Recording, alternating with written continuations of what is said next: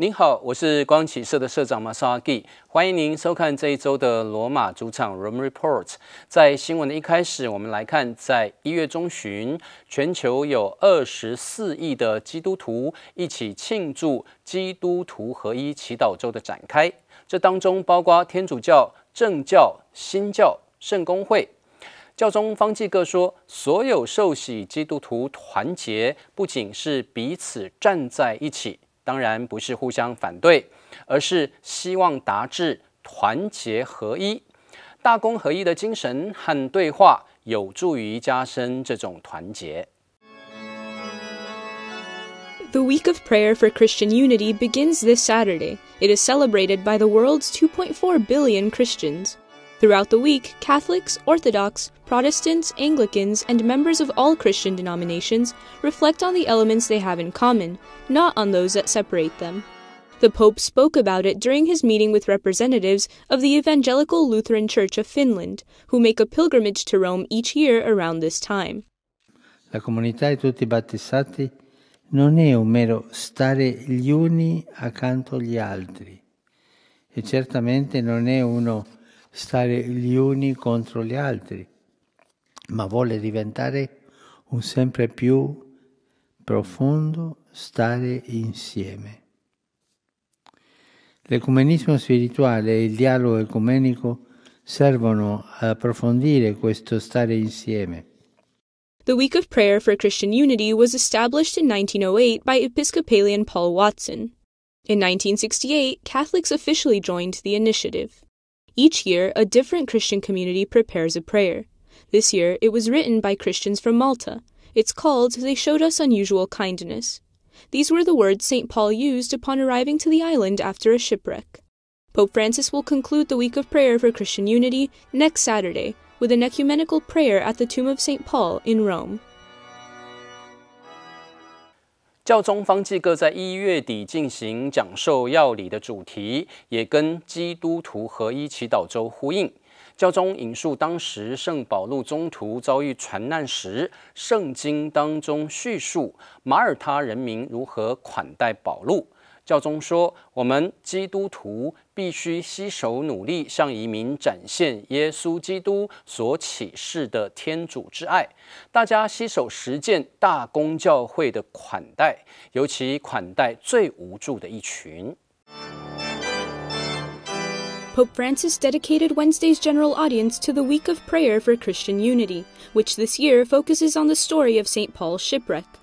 The Bible recounts how the people of Malta generously welcomed him.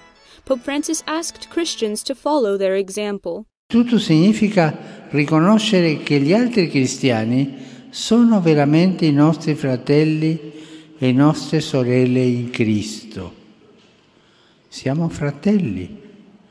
Qualcuno ti dirà, ma quello è protestante, quello è ortodosso. Sì, ma siamo fratelli in Cristo. The Pope said this demonstration of hospitality among Christians is a great witness which the Church must offer the world.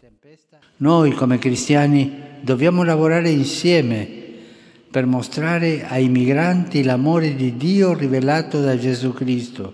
Lavorare insieme per vivere l'ospitalità ecumenica, in particolare verso coloro la cui vita è più vulnerabile, ci renderà tutti cristiani. Protestanti, ortodossi, cattolici, tutti cristiani. Ci renderà esseri umani migliori, discepoli migliori e un popolo cristiano più unito. A humorous scene played out during the audience. This little boy wandered up and down the stairs while the summary of the Pope's catechesis was being read in different languages. His antics got a smile from several people, including the German interpreter. Heiliger Vater, die Pilger und Besucher aus den Ländern deutscher Sprache. 教宗方济各在新的一年也持续呼吁全球的基督徒为非洲的基督徒祈祷，尤其是连续几个月在非洲布吉纳法索、马里、尼日尔等国家都因为极端主义和暴力遭受到杀害。光是在布吉纳法索流离失所的人数已经超过50万大关，他们当中数千人被迫逃离，也因此出现了一个紧急的情况，就是粮食的危机。The Sahel is close to becoming lawless territory. According to the UN, in the last months, the region has been impacted by unusual levels of violence. Mali, Niger, and Burkina Faso are the countries most affected by the situation. As we speak, millions of people are desperately hungry in the Sahel. Hundreds of thousands of people are being displaced. Thousands of people are being killed because of extremism and violence. In Burkina Faso alone, there's been a 500% uptick and increase in displacement. 1/3 of the nation is now a conflict area. This is a catastrophe, and we've got to act, and we've got to act now. The insecurity in Burkina Faso is alarming. Practically daily, some area of the country experiences an attack against the helpless population or security forces. The number of internally displaced people surpasses the 500,000 mark. Thousands of them were forced to flee. As a result, the emergency is also a nutritional crisis. The UNHCR alerts that the conflicts between communities and jihadists are responsible for this humanitarian tragedy. Since the beginning of the year, dozens of Christians have been killed for their faith. Many others have left their towns and communities. Today, many people are displaced within the country. It's a very difficult situation for the affected diocese and for the people who have abandoned everything because of their faith or ethnicity. Those affected aren't just Christians, but it's true that Christian communities have become clear targets. Father Roger belongs to the Diocese of Dori, in the northern part of the country. It's one of the regions most brutally impacted by the unrestrained violence attributed to jihadist militias from Niger and Mali. The belief is that some of these groups are responsible for the kidnapping of Father Joel Yugbare, a friend of Father Roger. We don't know who took him. It's practically certain it was the terrorists. From which group or what they want, there have been no more news since March 17, 2019. We pray a lot. The whole country is united in prayer with the Diocese of Dori so it can be freed. We as priests don't have the freedom of movement. We have to take strong security precautions. We can't leave the parish, we can't go to certain areas, and we have to follow strict security norms to protect our lives. It was at this encounter, organized by Aid to the Church in Need, where Father Roger explained the details of the dramatic situation in Burkina Faso. The priest calls for the world's support. He asks Christians to pray for the fate of his country, currently entrenched in an unprecedented humanitarian crisis. 最近有一部网络电影的《Two Popes》教宗的成绩引起了讨论的热潮，特别是当时身为阿根廷耶稣会省会长的年轻神父贝格里奥，在他升任教宗之后，却有很多的争议，指责现任教宗在当时阿根廷军事政变期间拯救耶稣会士所做的努力不够。尽管有很多分歧，但仍然没有具体而经过证实的证据可以指控教宗当时跟独裁统治者有任何的关联。In May 1976, a military coup in Argentina led to a dictatorship in the country and a civil war called the Dirty War. Anyone found helping or hiding people, including priests, was arrested and tortured, treated as opponents of the official regime. Young Jorge Mario Bergoglio was the head of the Jesuit priests in Argentina at the time. In this role, he hid priests and helped them flee Argentina. Se fijaba bien en qué estaba cada jesuita y si estaba muy comprometido en alguna cosa que pudiese ser peligrosa y así tuvo que salvar a muchos jesuitas. Algunos dos que yo conocía hizo lo posible los sacó de la Argentina para salvarlos de una posible muerte, ¿no? In 2013, journalist Nello Schiavo began a 6-month investigation to find out what really happened. He wrote a book with his findings called Bergoglio's List. He says witnesses assured him of the current pope's innocence. One of the first people Bergoglio saved is currently living in Rome and doesn't want to be identified. They look very much alike, and Bergoglio, not knowing how to help him, dressed him up as a priest and gave him his own ID. He then crossed the border to Brazil. This is probably the first person Bergoglio helped out of instinct. Yet others have accused the current pope of not doing enough.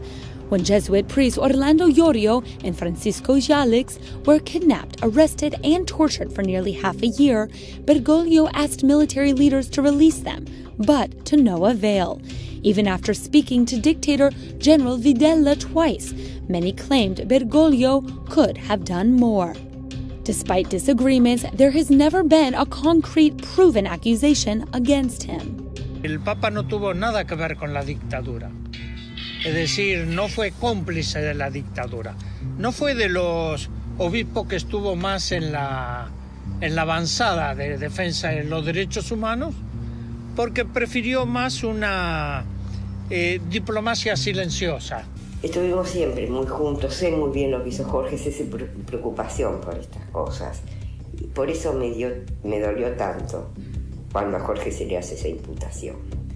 A Jorge se le imputa que él había colaborado con los militares, cosa que era totalmente falso. As accusations surrounded him upon becoming pope, he said nothing for or against his cause.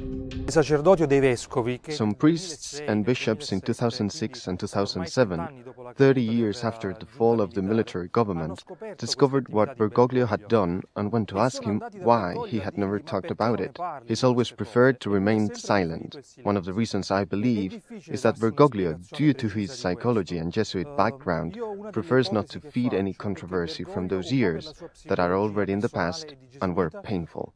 Pope Francis has kept this theme of silence throughout his pontificate. A recent example was in the height of the clerical sexual abuse. Instead of defending his awareness of the situation, he encouraged journalists aboard his flight from Ireland to Rome to make their own decision on the matter. Leggete voi attentamente il comunicato e fate voi il vostro giudizio. Io non dirò una parola su questo. Credo che il comunicato parla da se stesso e voi avete la capacità giornalistica sufficiente per prendere le conclusioni. Perhaps in these sorts of cases, the Pope prefers not to fuel either side by speaking up. As such, only he truly knows how many people and priests he was able to help during the dirty war in Argentina. 2002年，比利时通过安乐死合法化，只准应用在末期病人身上。当时共有24宗。但是目前，安乐死逐渐延伸到不治之症的患者，包括青少年，而到了2017年，上升到了2309宗。而在国际间，有一个持守尊严、终止安乐死的运动，提供了这些惊人的数据，指称安乐死和协助自杀合法化所引发的骨牌效应，甚至有越来越多人被迫接受忽视良知的反对声浪。When Belgium approved euthanasia in 2002, it was applied only to a few terminally ill patients. It was used in 24 cases. Little by little, it has been extended to incurable patients, including adolescents.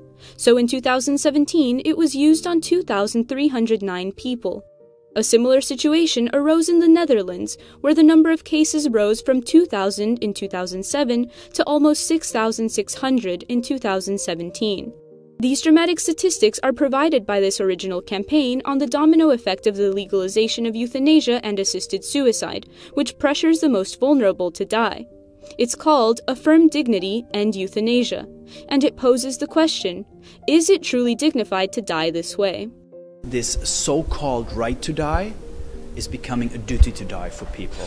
So at a certain age, or if you have a certain disease, if you have, a certain problem even. I mean, in Belgium right now, even a depression could be a cause to request euthanasia.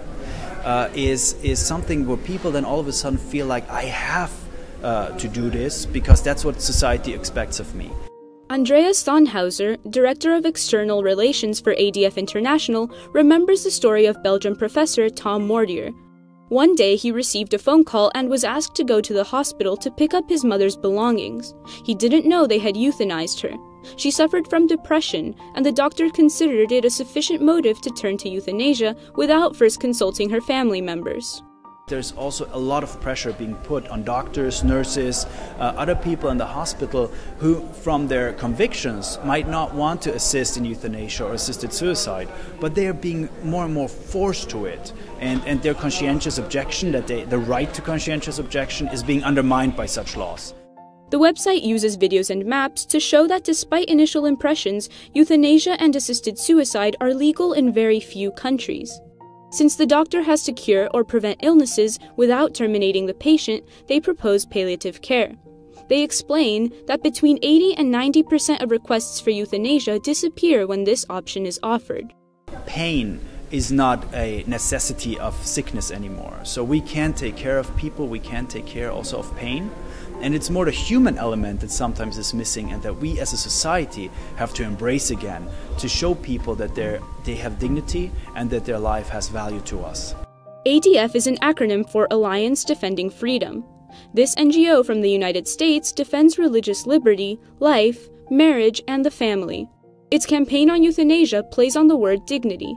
That's because the most dignified thing is to help people in any situation, instead of dedicating resources to facilitating premature death. 每年的1月21号，圣伊诺斯庆日，来自世界各地的朝圣者都会到圣伊诺斯受难堂朝圣。而这一位早期教会智灵殉道圣女，受到大家的热心敬礼。他在1700年前殉道，年龄只有12岁。原因是他拒绝罗马皇帝戴克里先侄儿的追求，而他始终保持贞洁以及对天主的信德。Each January 21st, one of Christianity's youngest and earliest saints is venerated, Saint Agnes. She was martyred in Rome during the beginnings of Christian persecution at only 12 years old for refusing Diocletian's nephew, who was in love with her. She kept her virginity and faith in God through it all and had miracles surrounding her before she died. Her hair grew during her martyrdom, which covered her body. Then, when she was thrown into a fire to die, as a result of her prayers, the flames went out. These are the two main miracles noted. As a memory, 1,700 years later, her skull is still preserved in this church, San Agnese in Agone, the site of her death. Pilgrims from all over flock to see it. It was moved here in 1918 from the Church of St. Agnes outside the walls at the request of Pius X, who separated her head from her body. St. Agnes died like a lamb. In fact, like lambs die while being slaughtered, the same thing happened to St. Agnes when they cut her throat to kill her. In fact, in Christian iconography, St. Agnes is always depicted either as a lamb or together with a lamb. The silver casing holding her skull thus has a statue of the young saint with a lamb in her arms.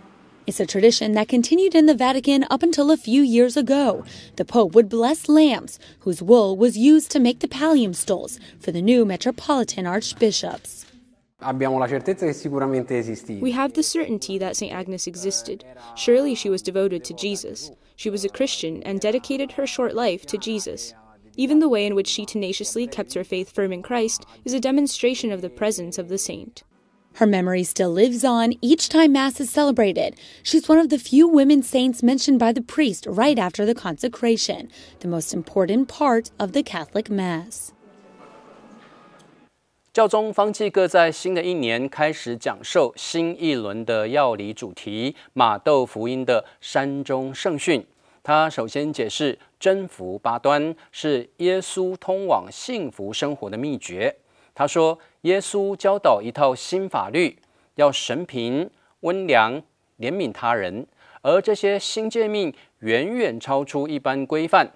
但其实耶稣没有强加任何东西，而是要揭示幸福之道，也就是他的道路。耶稣重复了8次“有福”2个字。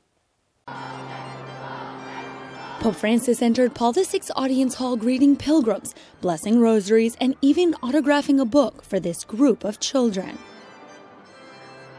The Pope opened a new catechesis series on the Gospel of Matthew, focusing on the Sermon on the Mount. He explained the Beatitudes are Jesus' secret to happiness.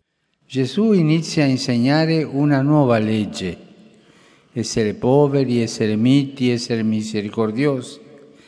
Questi nuovi comandamenti sono molto più che delle norme.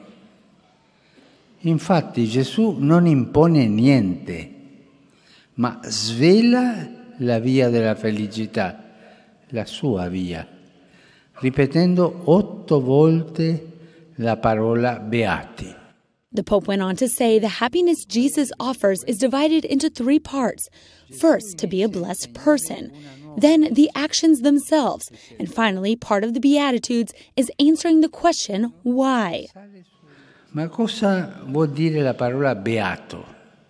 Il termine originale non indica uno che ha la pancia piena o se la passa bene, ma è una persona che è in una condizione di grazia, che progredisce nella grazia di Dio e che progredisce sulla strada di Dio. La pazienza, la povertà, il servizio degli altri, la consolazione, che progredisce su quella. Questi sono felici, questi saranno beati. Pope Francis concluded that, like the Beatitudes infer, God's way is often a confusing one, filled with bumps and turns humans cannot decipher nor understand. Yet ultimately, these experiences of being blessed according to God are the ones that will lead Christians to Christ in the end. 谈到朝圣，很多人都会特别到梵蒂冈的西斯丁小堂看米开朗基罗的壁画。但是如果这些墙壁会说话，那么墙壁不仅会讲述绘制这些壁画的困难过程，也还会讲述曾在这里举行的多次教宗选举的闭门会议。If these walls could speak, they would not only tell the difficult story of how they were decorated, but also of the various conclaves that took place within the space. The Sistine Chapel is named after Pope Sixtus IV, who had it built in 1477. In 1505, his nephew Giuliano de' Medici, Pope Julius II, then asked Michelangelo to decorate this special room. The result is this, one of humanity's greatest treasures. Yet this beauty is not only the work of Michelangelo Buonarroti.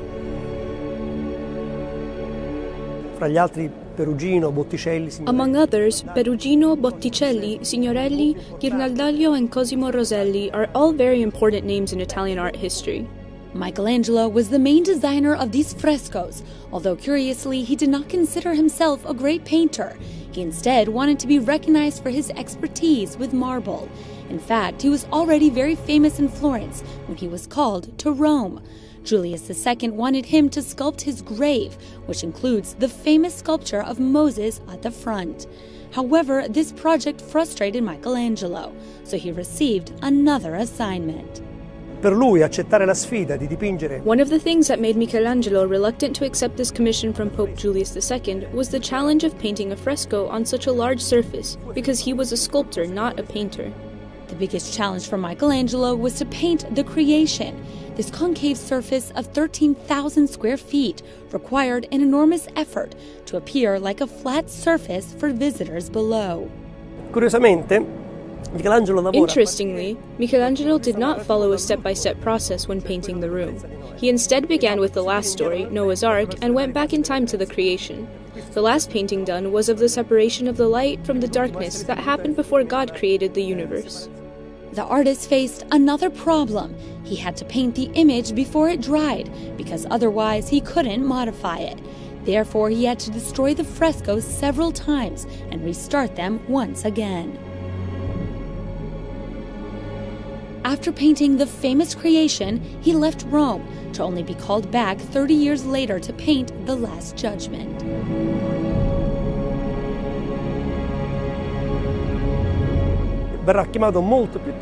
He was called much later by Pope Paul III to paint the Last Judgment. The artist was already 60 years old and had a long history behind him. Pope Julius II wanted the whole world to see the great work he had commissioned to Michelangelo as soon as possible. Therefore, the final moments were tortuous for the painter. There was talk of a tense relationship between the pontiff and the artist. It is true that some literary and biographical testimonies from the time say Julius II was very impatient. He wanted to show the room to all of Rome, who was waiting to see it. the problems didn't end there. Since the work was painted amidst the Lutheran Reformation, many saw some elements that did not fit in with Catholicism. It was even considered vulgar for showing naked bodies. Questa nudità di Michelangelo invece ha tutta una... Michelangelo, however, had another theological meaning for the nudity. Being the Last Judgment, man's nudity is just as when he came into the world during creation. It thus ties together the beginning of man, represented with the famous meeting of the hands. It is a humanity outside the dimension of sin, a humanity represented by what exists when one is with God. Yet not everyone could see it that way. Pope Pius IV proposed the so-called fig leaf campaign and commissioned Daniele da Volterra to cover each of the naked parts in Michelangelo's work.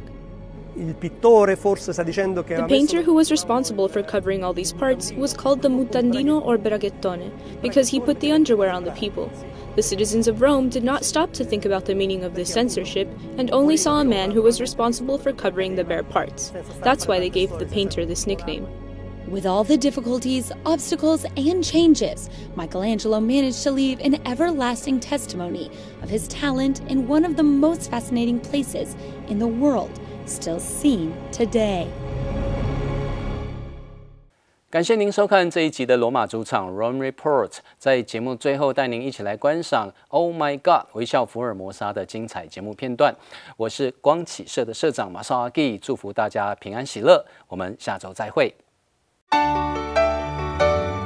做传播工作可以透过广播电视，可以把自己的想法、自己的价值观分享给很多人刚开始做传播工作的时候，我真的不晓得怎么做，也不晓得怎么配合我愿意当神父的这种使命我记得第一次有一点这种概念，是我到摄影棚，那我看到这个摄影机的那个镜头，我觉得那个镜头是像一个窗户能够从这个窗户能够到整个全台湾，为我最有意义的，而且最让我能够留在光启社做大众传播工作，就是因为我觉得电视可以透过电视传出，或是大众传播媒体传出一个价值观，积极的、健康的价值观，我觉得是相当有效果。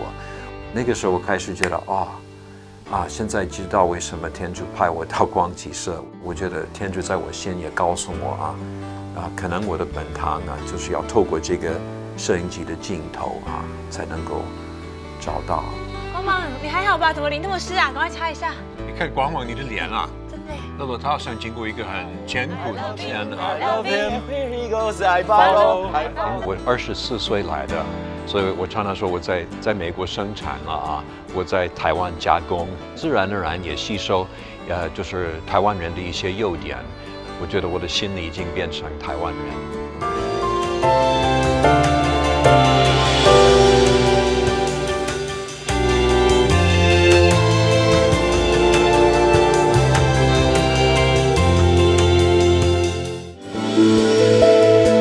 本节目由光启社媒体福传以爱还爱影音工程计划赞助。2020年耶稣会士南怀仁传需要您捐款赞助，详情请洽0227712136光启社。